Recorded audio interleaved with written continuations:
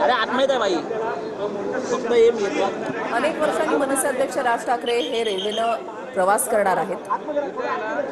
सकाळच्या वेळेला traffic jam होऊ नये, मुंबईकरांवर ताण पडू नये यासाठी सार्वजनिक वाहतूक व्यवस्थेचा वापर करा आणि मोर्चाच्या स्थळी मोठ्या संख्येनं उपस्थित राहा असं आवाहन राज ठाकरे यांनी मेळाव्याच्या माध्यमातून केलेलं होतं आणि त्याच वेळेला त्यांनी जाहीर केलेलं होतं की आपण सुद्धा रेल्वेनं प्रवास करणार आहोत आणि त्यानुसार शिवतीर्थवरून राज ठाकरे यांचा ताफा निघाला आणि 5-10 मिनिटातच ते दादर रेल्वे स्टेशनवर पोहोचलेले आहेत। मात्र ते ज्या वेळेला या ठिकाणी पोहोचले त्यावेळेला मुंबईकरांची रेल्वेनं प्रवास करणाऱ्यांची एवढी मोठी गर्दी जी आहे ती आपण पाहत आहे की ज्या ठिकाणी ते गाडीने उतरले त्या ठिकाणाहून प्लॅटफॉर्मवर येण्यासाठी सुद्धा त्यांना 5 ते 10 मिनिटं जी आहेत ते लागलेली आहेत। साहजिकच त्यांच्यासोबत पूर्ण ट्रेनमधनं आता मनसे अध्यक्ष राज ठाकरे जे आहेत ते जाताना आपल्याला पाहायला मिळतील। खरं तर सत्याच्या मोर्चासाठी मनसे अध्यक्ष राज ठाकरे जे आहेत ते आता दादरपासून ते चर्चगेट असा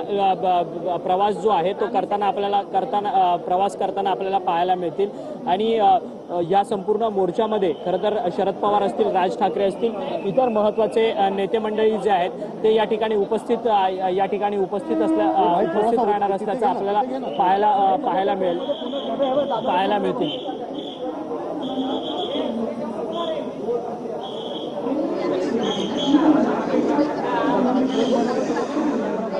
तरी दृश्याची आहे ती आपण या ठिकाणी पाहत आहे। दादर रेल्वे स्थानकावर सध्या राज ठाकरे जे आहेत ते पोहोचलेले आहेत। एक ट्रेन जी आहे ती त्यांना सोडावी लागलेली आहे कारण साहजिकच मोठी गर्दी आणि आता दुसरीकडे त्यांचे चाहते जे आहेत ते मोठ्या संख्येने आहेत। म्हणजे कार्यकर्ते म्हणून पक्षासाठी काम करणाऱ्या कार्यकर्त्यांची सुद्धा अगणित लाखोंच्या संख्येनं ती संख्या लाखोंच्या संख्येमध्ये म्हणावी लागेल। मात्र त्यासोबतच त्यांचा फॅन क्लब सुद्धा फार मोठा आहे।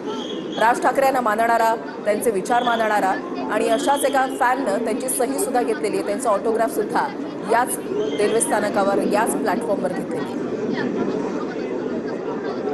रेल्वेचा प्रवास जो आहे तो या ठिकाणी रेल्वेचा प्रवास करताना पाहायला मिळणार आहेत आणि त्यांच्यासोबत मनसेचे नेते मंडळी असतील किंवा इतर इतर त्यांच्या पक्षाचे कार्यकर्ते हे या ठिकाणी त्यांच्यासोबत असल्याचं पाहायला मिळतं। पोलिसांचा मोठा बंदोबस्त त्यांच्यासोबत आहे, त्यामुळे दादर रेल्वे स्थानकाच्या या प्लॅटफॉर्मवरती मोठी गर्दी जी आहे ती झालेली असल्याचं आपल्याला पाहायला मिळते। एकीकडे त्यांचे चाहते जे सामान्य नागरिक आहेत त्यांना बघण्याकरता या ठिकाणी त्यांनी गर्दी केलेली असल्याचं पाहायला मिळतंय।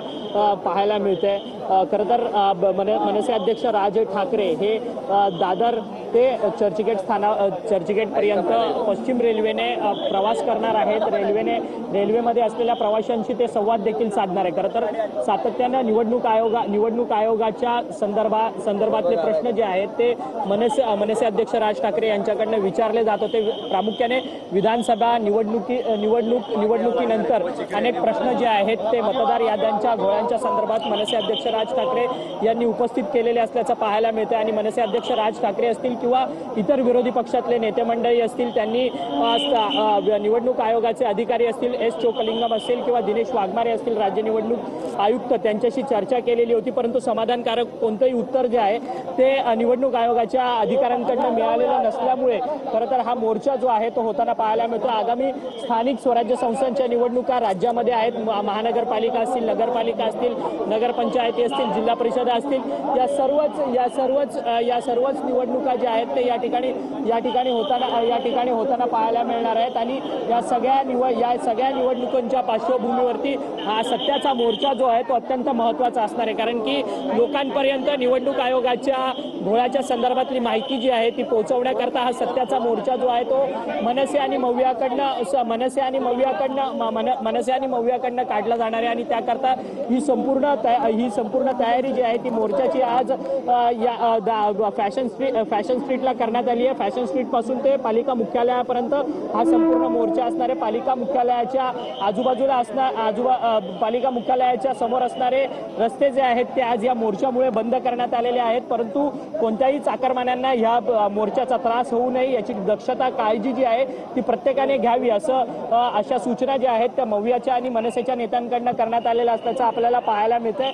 मनसे अध्यक्ष राज ठाकरे यांनी या संपूर्ण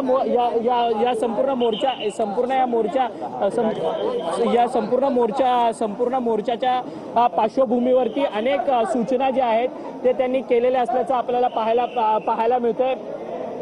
संपूर्ण सूचना ज्या आहेत ते केलेल्या असल्याचं पाहायला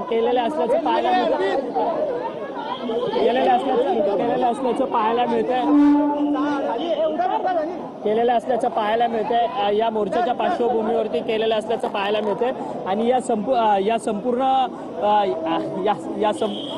संपूर्ण सूचना ज्या आहेत त्या कार्यकर्त्यांनी पाळाव्यात असं मत जे आहे ते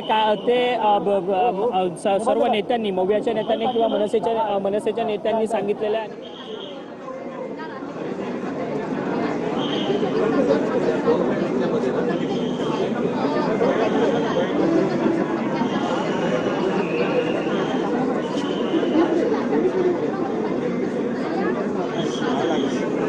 शेकापचे जयंत पाटील असतील किंवा कॉम्रेड रेड्डी असतील हे सर्वच नेते मंडळी जे आहेत ते या संपूर्ण मोर्चामध्ये सामील होतील, कारण की विधानसभेच्या निवडणुकीमध्ये महायुतीला मोठ्या प्रमाणात भरघोस यश जे आहे ते प्राप्त झालेलं होतं, परंतु या यशाच्या संदर्भात अनेक प्रश्नचिन्ह जे आहेत ते विरोधी पक्षांकडनं उपस्थित करण्यात आलेले होते, कारण की काही विधानसभा आहेत त्या विधानसभेमध्ये अचानक पद्धतीने मतदारांची वाढ जी आहे ती मोठ्या प्रमाणात झालेली होती आणि या मतदार वाढीमुळेच खरं तर महायुतीला असं मोठं यश प्राप्त झालेलं होतं।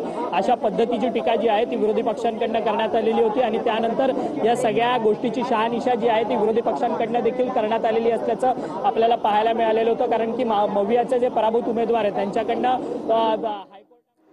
सकाळची वेळ आहे, एकामागोमाग एक 2 ट्रेन ज्या आहेत त्या राज ठाकरे यांना सोडाव्या लागलेल्या आहेत, कारण साहजिकच सकाळच्या वेळेला नोकरदार वर्गाची मुंबईकरांची रेल्वेला असणारी गर्दी, या गर्दीमध्ये चढणं जे आहे ते शक्य होत नाहीये, कारण राज ठाकरे यांच्यासोबत मनसेचे नेते सुद्धा आहेत, त्याच्यानंतर त्यांची सुरक्षा व्यवस्था, पत्रकार मंडळी सुद्धा या ठिकाणी आहेत आणि यासोबतच राज ठाकरे पूर्णपणे काळजी घेताना सुद्धा पाहायला मिळतात।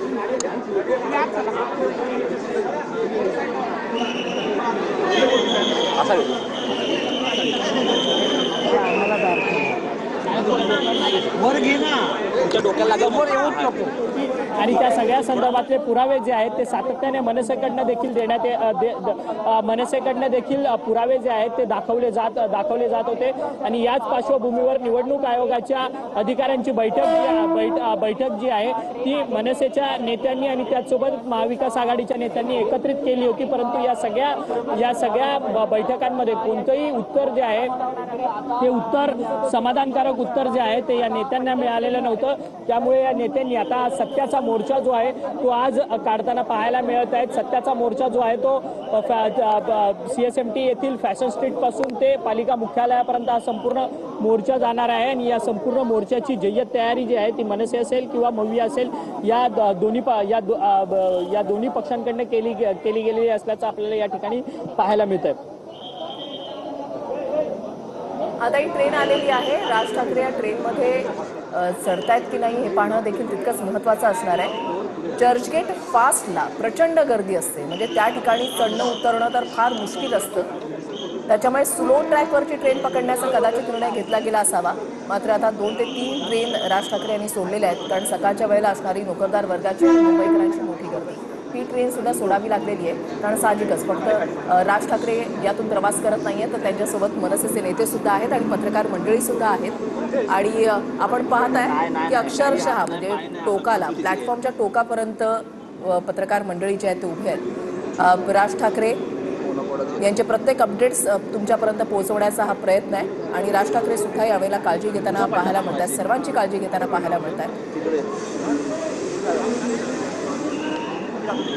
रेल्वे पोलीस सुद्धा या ठिकाणी आहेत, त्यांच्यासोबतची सुरक्षा यंत्रणा सुद्धा या ठिकाणी आहे. पोलिसांचा बंदोबस्त सुद्धा यावेळेला राज ठाकरे यांच्या सोबत आहे. प्लॅटफॉर्मवर होणारी मोठी गर्दी आणि रस्ते वाहतुकीवर कुठल्याही प्रकारचा ताण पडू नये यासाठी